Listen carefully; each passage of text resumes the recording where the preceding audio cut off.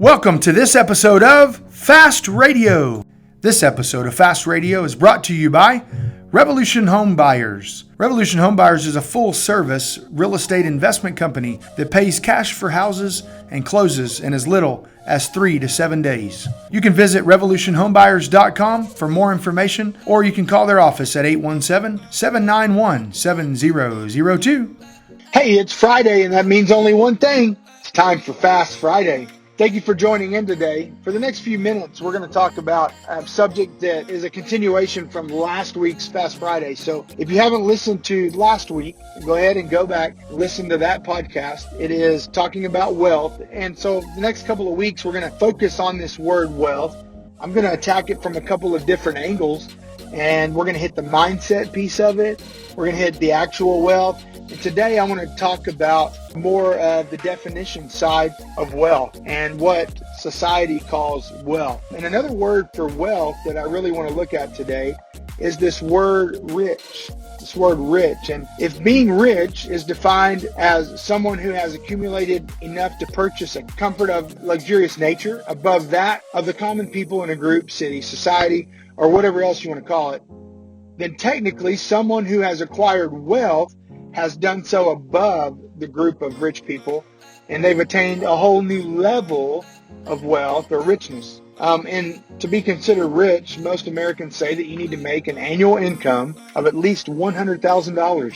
$100,000. I know that to be in the top 1% in all the world, the top 1% of earners, you have to make $375,000. $375,000 to be in the top percent in the world, not just in Texas or the States, but in the world. I mean, that is a massive gap between poverty and the 1%. I mean, that's a lot of people. And to be in the top 1%, you just have to make $375,000. Now, I know most of you are thinking, $375,000. I'm nowhere close to that. I'll probably never earn that in my life. And if that's the way that you want to approach that and look at that, that's fine. And the next couple of podcasts, I'll be talking about mindset and, my definition of wealth and all of that. And that may actually fall in line with exactly what you're thinking. And so, but today we're going to talk about this idea of being rich and the true meaning of wealth. Seeking true wealth may mean seeking deeper relationships, as we talked about on the last podcast. It may mean more personal growth. It may be more ways to create more meaning in life. Achieving true wealth means possessing the ability to enjoy the small, ordinary pleasures of life, the present moment. Like, I should do a podcast that just centers around living in the present moment, because so many of us get detoured off and our mind is in another area of thinking while we're sitting in the presence of someone that we should be giving our attention to. But that's for another podcast, so let's not rabbit trail too far off course here today. Each precious present moment can be enjoyed because money has created so many options. When you are so rich that you can do whatever you want to do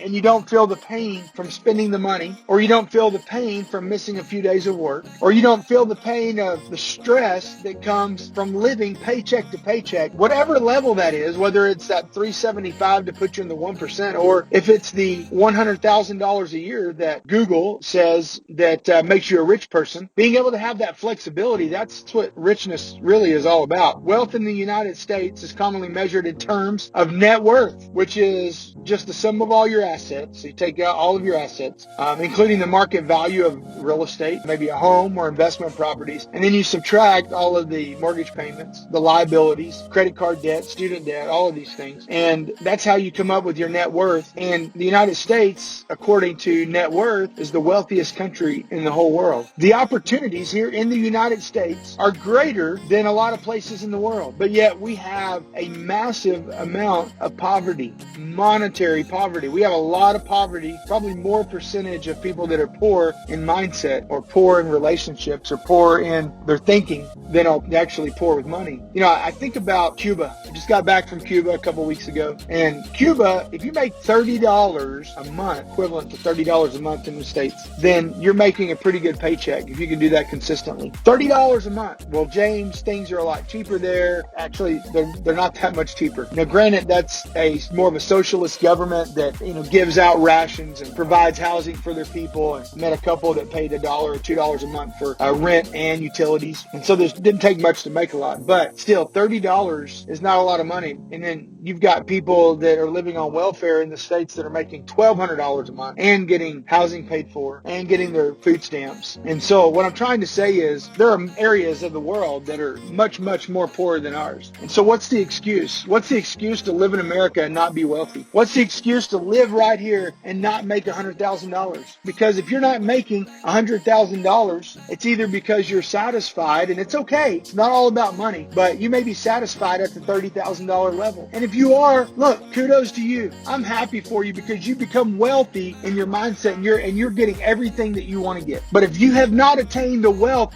that provides you the opportunity to do whatever you want, whenever you want, then you haven't reached the level of wealth needed. If there are things that you want to do that you want to get accomplished and you're depressed or you're down because you have not accomplished those, maybe you should take a look and see what changes that you can make to get you there. See, money is not the answer to everything, but it sure is an awesome tool to have in your tool bag to give you everything that you want, to enable you to take that vacation, to enable you to get rid of the things and get the things off your plate that you don't want to handle anymore. It's funny, my cousin was at my house the other day. She goes, James, do you do anything? I was telling her about having a pool guy, having a lawn guy, having someone to clean my house, which was ironically it's a gift to my wife so that she can have a deep cleaning of the house every 2 weeks. When you have 4 kids and you're running them here and there and everywhere, and they're 3 under 6, it becomes a chore to keep a house clean. All the moms said amen to that. But I wanted to set it up to where she didn't have to worry about the deep cleaning. We can get the deep clean taken care of, and it's not really that expensive. There's no need to tell you how much it is because some of you would still say, oh, that's ridiculous, but it's not expensive to me. I haven't mowed my yard in 6 years. I just built this pool, and I got a pool guy, and he's taking care of my pool. And I said, if I'm going to build a pool,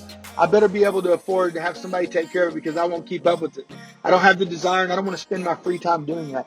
That's the kind of stuff that money does. Money enables you to hire people to do the things that you don't want to do and to give you the freedom to do the things that you want to do. $100,000, considered rich in America. $375 puts you in the 1% in all the world. What are you doing about it? How is your life laid out? Are you wealthy? If you make $40,000 a year and you say, James, I've got great relationships, I have zero debt, I get to do whatever I want when I want to do it, I feel like one of the wealthiest people in the world. I want you to comment below. And if you're aggravated with me and you're mad at me because I'm seemingly coming across on this podcast today saying you need to get out there and make more money, then tell me you're aggravated. Let's get the debate started here. If there's something that I'm saying that's not true, that doesn't line up with your line of thinking, hit me back. Because I'm only here to challenge you. I'm only here to share things that have taken place in my life that have caused me to have a better quality of life, to be able to make better decisions, more experiences with my family. Look, I've got a lot more that I want to get accomplished, and I've got a lot more to do. I've got 101 goal list that I'm working on right now that I challenged you to do last week. I challenged my whole team to get it done. I'm ready to go. How about you? Comment below if you're listening to this on Facebook. If you're listening to this on iTunes or Stitcher or any of the other podcast apps, send me an email at james@jameslike.com. I want to hear from you. If this episode has brought you value today, please share it. Please tag a friend. Take a minute and go and give me a 5-star review on iTunes. If you can't give me a 5-star review because you don't think it's of that quality, give me a 1-star. I don't care. I just want your reviews. Until next time, have a blessed weekend, and I wish you much freedom and much success. Take care. Thank you for listening to this episode of Fast Radio. If this episode brought you value today and you want to impact someone else, tag a friend below in the comments and like our Facebook page for new episodes every Friday. And as always, you can visit our show notes page for all of the finer details. Once again, make sure to give us a like and have a good weekend.